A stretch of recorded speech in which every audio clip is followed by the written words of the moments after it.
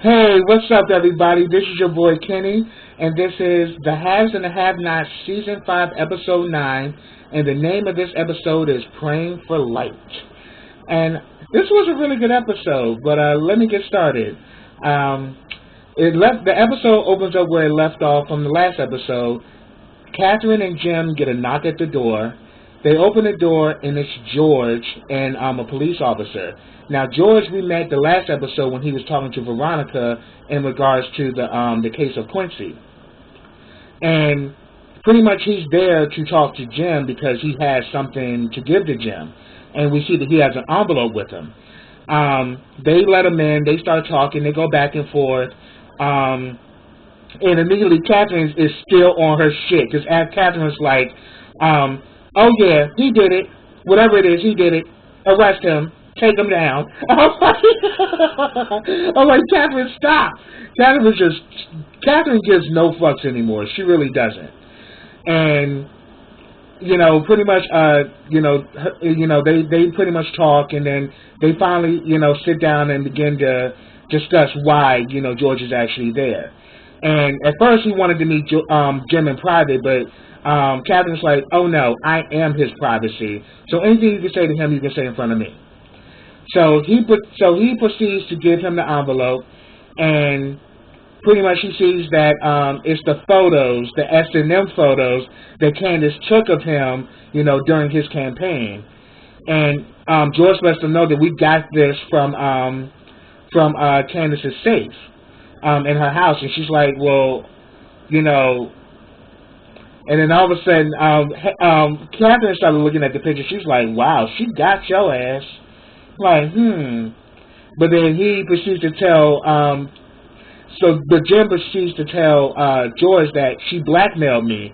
And she's like, And then Catherine's like, blackmail? This looks like pleasure. It's like, wow, Jim, you never brought none of this in our bedroom. This is interesting. She's like, I wonder what's going to happen now. Like, it seems to me that you're into women, you're into men. What next? Cats and dogs. I swear, Catherine had me laughing like shit through this scene. And then it got to the point where she really became mad when she realized that, so this is what Candace had on you all this time. That's how she was able to get all that damn money from you. And then George is like, money? Like, and she's like, yeah, $7.4 million that she extorted from Jim. Well, technically, it was actually my money. So George begins to ask the question, well, do you think she could be capable of murder? And then Jim was like, that bitch would be capable of anything. So now we see that he explains that, he came from the scene at the house, and the warrant that they have is inadmissible because it was after the bank foreclosed on the house. So now they can't use anything as far as that warrant. And then he also mentioned that Veronica is on this as well. So they're like, oh, hell. So therefore, he's like saying, I need to do this another angle. So we see how calculating that damn George is, because now he wants him to get in. He wants Jim to get in touch with Candace and try to, and wear a wire and get her caught up on something so they can take her down. Because he said that we can charge her, but it won't actually hold. We won't be able to actually hold her unless we get something on her, because we can't use anything from the house, not even the body. But he's like, I knew she did this. I know that something's not right here, and I'm going to get to the bottom of it. I'm like, yeah, Jennifer Salson said the same thing, and look where the fuck she at. Okay. So afterwards, he pretty much tells Jim that, look, I got 1 or 2 days to get to the bottom of this. Let me know if you can get in touch with her. He leaves, and Catherine lets Jim fucking have it. She's like, you know what? You are so pathetic, so weak, and so fucking stupid. Why the fuck is Candace Young still breathing? After all this shit that this damn girl has done to you and she's still alive, why is she still breathing? Because back in the day, if any one of your whores stepped out of line, you knew how to handle them. But for some odd reason, this whore is running rampant, and you're not doing nothing to stop her. What is it? Oh, I see.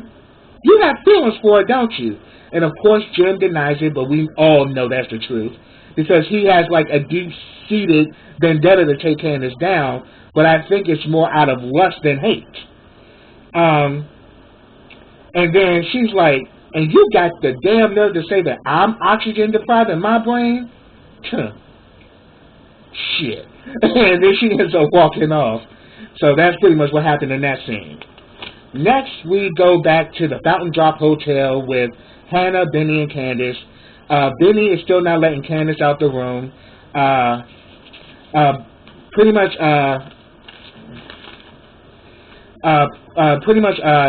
sorry. Hannah and Candace are having a conversation. Hannah pretty much is saying that, you know, well, she's like, and Benny's there, so she's pretty much like, see, I told y'all this is who she is, you know. And she's like, you know they're going to, and she pretty much tells Candace, you know they're going to convict you. You know they're going to convict you, right? They're going to get you. And then like, Candace like, yeah, and I know you will be really happy when that happens. And she said, you really think I want that little boy to see you being taken out of here in handcuffs? Girl, bye. You know. And then Benny is just like totally is not here for Candace or her shenanigans. He is completely like dead set. You stay in the fuck here. I don't want to hear shit from you. Stop it. So, and they pretty much had this conversation, and when it all comes to it, they say like the common denominator is you. You caused all of this. You spun all of this, and look where we all are now. And while they're talking, Candace asks Hannah, you know, so what was the prayer that you say you used to pray for me? Because little Quincy told me that you prayed for me. And she said that, yeah, I prayed for you. And this was the prayer that I used to pray before God told me to stop. I'm like, first of all, that's a fucking lie, Hannah, because God ain't going to tell you to stop praying for nobody. You never stop praying for anyone, regardless. God ain't going to tell you to stop praying for nobody. You stop praying because you wanted to stop praying. Don't put that on God, Hannah. Do not. So she pretty much says that I always pray that God protects you, that God bring you back to the right side of life, and that He will bring you in. And she's like, well, it seemed to me that this is what happened. I'm actually here, so I guess God answered your prayer. He brought me in, you know, as far as like bringing her back into the family. But she's like, but I want to pray right now. So yeah, let's bow our heads. Let's pray. Lord, can you tell me where my daddy is? So tell me, Hannah, do you know where my daddy is? Do you know who my daddy is? Candace, what the fuck? Like, Candace is just so not here for it. And she's like, no, I don't know where your daddy is. But for some odd reason, Candace, no matter what good and no matter all the good things I taught you, you were just hell-bent on doing wrong. You know, you just hell-bent on doing the wrong thing. So she pretty much asked, did you kill that man? Don't worry. Both of y'all ain't talking. Both of y'all ain't saying shit. Alright. Trust me, it will come to the light. And believe me, the Lord will always answer me. And she gets up and she ends up leaving. Benny tries to stop her, but she pretty much tells Benny to move the hell out the way. Like, boy, I ain't Candace. You ain't going to tell me to stay here. So then we see Candace and Benny go back and forth. You know, she's saying that, don't you find it funny that we're at the same place where you and Quincy got into it years ago? And she's like, yeah, I do find it funny that we're at the same circle, different people, and he just gets to the point, he's like, look, you know what? Mama has a point about your ass. You know, because it seemed to me that no matter what, you drag all of us in your mess, and we all end up suffering. You know, and you know, pretty much she's saying, and then pretty much Candace is like, I can handle war, so why don't you just let me go? She's like, first of all, I don't know where War is, and until I find out where he is and know exactly his location, you're not leaving here. And she's like, you know what? I will manhandle your ass if you think you're going to get up out of here. So if you want to see what's up with this and see me beat your ass, then come on. And then she proceeds to go to the bathroom. He's like, oh, yeah, and there ain't no window in that bathroom either. So, yeah, you ain't going no damn where. I was like, Benny is mad as shit that she, you know, completely ruined everything for him. You know, he lost his tow truck. He lost his house, lost his business. He still cares about his sister, but he gives no fucks about her games or her shenanigans. He's so not here for it. While she's in the bathroom, she calls Erica, and Erica is on her date with David. She takes the call and walks off, and her and Candace are going back and forth. She lets her know that she's at his hotel. She didn't know exactly where it is, but then she asks her to get her some clothes, some hair, and some cash. So pretty much from this, I think she has decided to take Oscar up on his offer to Mark Charles, the guy who's running for president. So they pretty much talk about, oh yeah, the Artesian, you know, they have, you know, better high class men than the Sarandon. You know, this is an upgrade for us. And you know, she pretty much lets her know that she's on a date with David or whatever. She then kind of gives her some advice as to how to, you know, furthermore get David and shit. So we really actually see that, you know, if Candace really wanted to, she could have got David for her damn self. Because she's still kind of like planting, you know, kind of like she's kind of still helping Erica, you know, woo, to bring David in or whatever. She's still kind of like helping her to figure David out. So they get off the phone. Erica goes back to her date with David, and David's like, you know, so, you know, I was just thinking, like, this wine is really good, but I think we need something a little stronger. She's like, so, do you have any work? And she's like, oh, no, I set my own hours. He's like, good. So, let's get the waiter and see if he can get us something a little stronger. And I'm like, check you out, David. David kind of giving her that look like, oh, yeah, I'm about to tear your ass up tonight, baby. Like, he was just giving me that kind of look, and I was so here for it. I'm like, he's getting his swag back, and he is so not here for anything getting in the way. So that was pretty cool. Next, we see Jeffrey and Justin's in bed. You know, after you know, Jeffrey then, you know, took Justin's cakes again. Justin is still emotional, like, you've changed me. You've made me a new man. I would have never ever thought that I could ever feel this way until I met you. And he's just giving all of this sweet romantic talk. Jeffrey ain't here for it. Jeffrey is like completely checked out, and he's like, you know what? And like all of a sudden he kind of gets back, because they kind of at first were like, you know, on opposite ends of the bed. Well, actually, Justin's down at the foot and Jeffrey's at the head. He then moves over, you know, Justin gets up to get back at the head with Jeffrey, so he can kind of get close to him, and Jeffrey's like, no, just stop. I got to get it out of here. I got to go. He's like, no, and it's like, oh my God, like, that damn Justin, he literally has become extremely clingy. Like, Jeffrey must got some really good wood, because this fool is addicted, and he is just completely clingy, like, no, don't go, don't leave. And he's just like, man, I don't want to deal with this. I need to get out of here. He's like, no, you know, you're not leaving me, Jeffrey. You're not leaving me. I'm like, oh my God, what the fuck did you do to him, Jeffrey? But then Jeffrey proceeds to say that, look, they're gonna convict me. I'm going to jail. I just know I'm going to jail. And then this damn Justin begins to say, why won't you just tell him that she did it? And he's like, what? He's like, yeah, tell him that she did it. Tell him she put you up. Tell him that she put you up to this. And he's like, that would be a lie, and I'm not going to lie on her because I stabbed him too. And she's like, yeah, but you can kind of put this on her. I mean, let's just be real. She don't give a damn about nobody but herself. So why not save your own ass? I'm like, so then this motherfucker trying to get fucking Jeffrey to turn on damn Candace because he don't want to let go. He don't want to let go of that black wood. Next thing you know,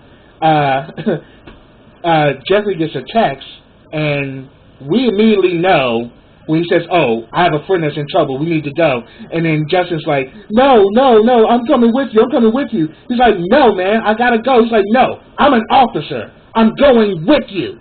I'm like, oh, shit. See, now you back up in Justin's fucking web. See, Candace tried to put you on game, Jeffrey, but you decided to let your guard down, and you let your dick get your ass in trouble. So that's what your ass get. But we know from that text, he said a friend's in trouble, we know Wyatt, when he found that tablet and started talking while Keita and her dude was over in his bed having sex, we realized that he was actually reaching out to Jeffrey. No surprise. But yeah. Next, we actually see that, you know, they're thinking that Hannah may actually go to the police or whatever. Hannah actually goes and finds out where War is, and we actually know that everybody in that neighborhood knows Hannah, because she comes in, and all of a sudden the dude, I think his name was like Hector or whatever, or Proctor, she was like, boy, if you don't get up out of my face before I tell your mama, you get up off of me. And then, because I think these are all like childhood friends that War had, and she helped raise War. So she goes there on with the intentions of getting him to call off this hit or whatever that he has against Candace, but he's not reneging. He is dead set on getting her back because she crossed him and that she lied. And she's like, look, why are you surprised? She crosses everybody. That's what Candace does. So why are you so upset? Why are you surprised? You know how she is. And then she's like, you know, she crossed me, you know, she did something, and she had me set up.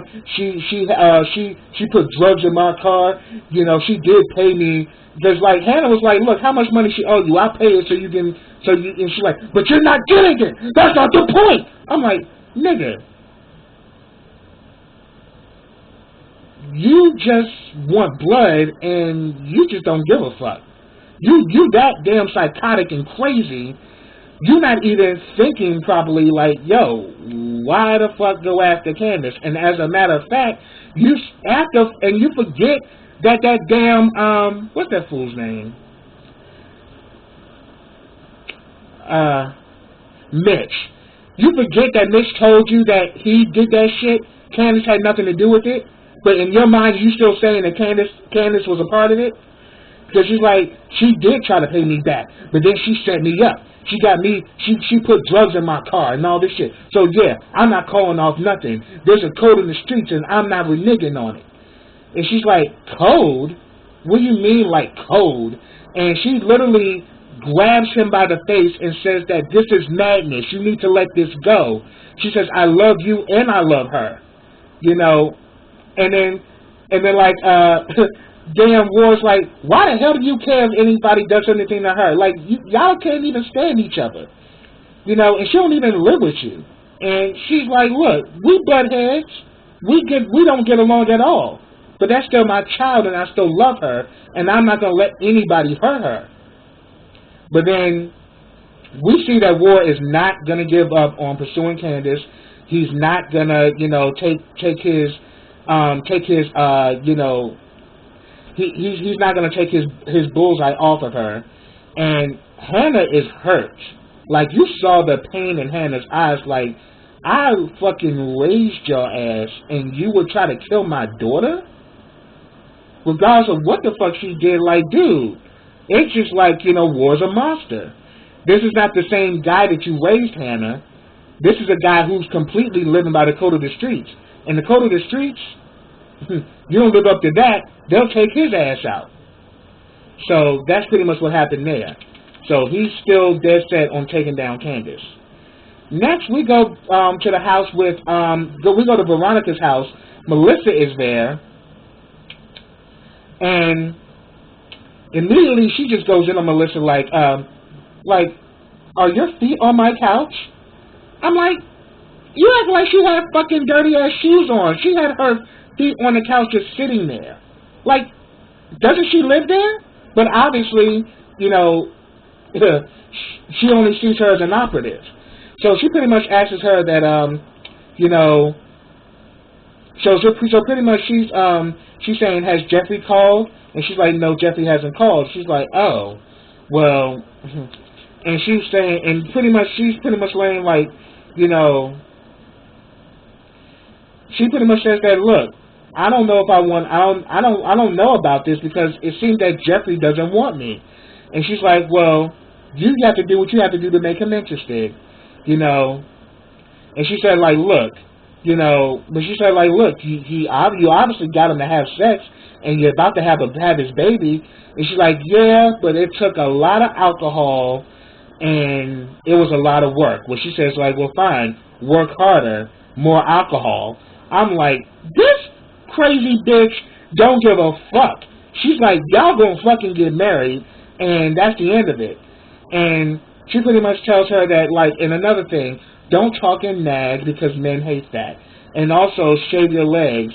The last thing a man wants to feel is stubble. And she's like, well, the stubble ain't on my legs, the stubble's on my face. And she's like, oh, excuse me? She's like, I have to prepare for court in the morning, and I'm really in bitch mode right now, so please try me. And she's like, then she mentions to her that, you know, I checked and my father's medical bills haven't been paid. Yeah, they haven't been paid because Veronica's broke. She has no money. But then this bitch flips it and was like, well, I decided to postpone it because I need to see you I need for you to step your game up. Step your pussy up, pretty much. She's like, yeah, I need you to step it up because, if you really want me to help you, you need to help me, and you need to kind of like do what you need to do to lock Jeffrey down. So she's like, yes, I understand. Good night. She's like, oh no, not good night, shave night. I was like, that damn Veronica's a mess. So she's like, yeah, shave night. But yeah, if you want help, you need to make sure that you lock Jeffrey. That you make sure you do all you can to make sure that Jeffrey, likes you and that you guys are going to get married. You've got to make this happen.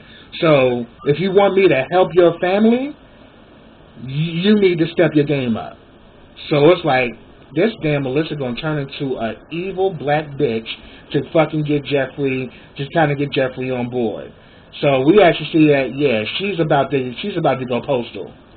And then before that scene ends, we see Veronica pull up her laptop to look at a camera, and she's like, oh yeah, David, yeah, I see.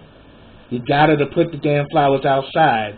So there was a damn camera inside the fucking flowers, and David, knowing how crazy his wife is, told her to put the camera outside, to put the flowers outside. So now I see why. She had a damn camera in them damn flowers and shit.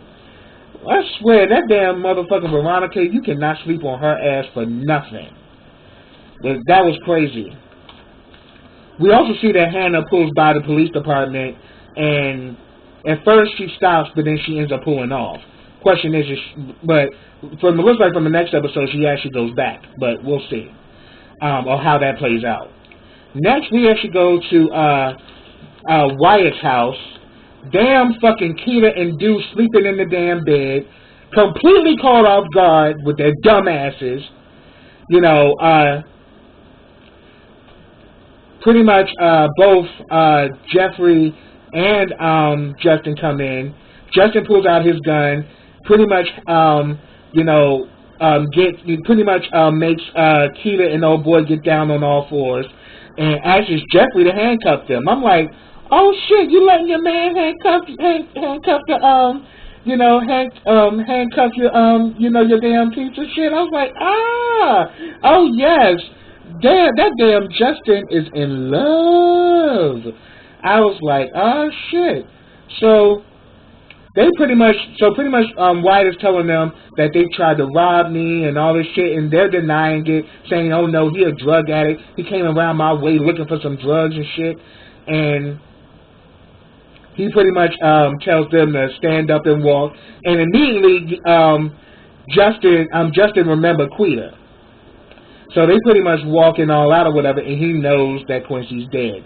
So that's going to be rather interesting. So he sends them out, and he pretty much walks them outside. Jeffrey and Wyatt, he pretty much lets him and Wyatt are sitting there talking, and they're interacting, going back and forth. And he's like, look, you need to go to rehab. You need to call this number. And he's like, no, I need you, Jeffrey. I need you. He's like, no, I can't do this anymore. I can't be here for you like this anymore. You need to call these people. They're good, and they're going to help you. They're gonna give you the help that you need. And, while all of this is going on, damn, Justin's ass had came back, and you can just see from the look in his face, he's that jealous. And next thing you know, that motherfucker flipped. He's like, oh, so this is what you do? This is why you was going to come over here? Yeah, this is why you didn't want me to come over? And he just flipping the fuck out like, oh yeah, let the two suspects go and, send somebody up here, He's like, do you got drugs in here? You got any drugs anywhere? Like, it's a crime to be buying narcotics and all this shit. And then Jeffrey's like saying like, look, it's nothing like that, but Justin ain't trying to hear it because Justin's not trying to hear it because Justin is jealous, and he just rages out even more to the point where, Wyatt even saying like, look, man, it's nothing. He's like, yo, shut your junky ass up. Ain't nobody talking to you. He's like, this is what you do to me? This is how it is? You're in love with him, aren't you, Jeffrey? You're in love with him. And he's like, first of all, he's not straight. He's like, yeah, so if he's not straight, then why are you touching him like this, huh? Why are you touching him? Next thing you know, they get into a damn fight. They go, and it gets crazy because Wyatt gets in the middle of it. He knocks Wyatt's ass down. He gets in a few blows on Jeffrey. Jeffrey gets a few blows on him. So, yeah, we see that Jeffrey can hold his own. Next thing you know, Jeffrey gets a hold of the gun, pulls it out on motherfucking Justin, and the officer that Justin had called for has finally came in, and he's like, put down the weapon, sir. And I'm like, and then you see Justin like this. I'm like, you punk ass bitch. What the fuck? Like, you literally lost your cool on the job like that? But Candace tried to warn Jeffrey's ass, but now Jeffrey might get himself caught up in some more shit because Jeffrey just wants to be gullible. But yeah, that was a crazy ass scene right there. That scene was everything. So I'm like, that damn Justin is jealous. I just couldn't get that shit out of my head. I mean, Nick Jonas was playing in my head the whole time I saw that scene. But yeah, if I missed anything, put it down in the comments. I would love to talk to y'all about it. But that's my review for tonight's episode of The Have and the Have-Nots. Subscribe to my channel. Click that bell so you can get notifications every time I release a video. Like this video, share this video, comment on this video, and I will be back next week for the next episode of The Haves and the Have-Nots. So until then, everybody, take care.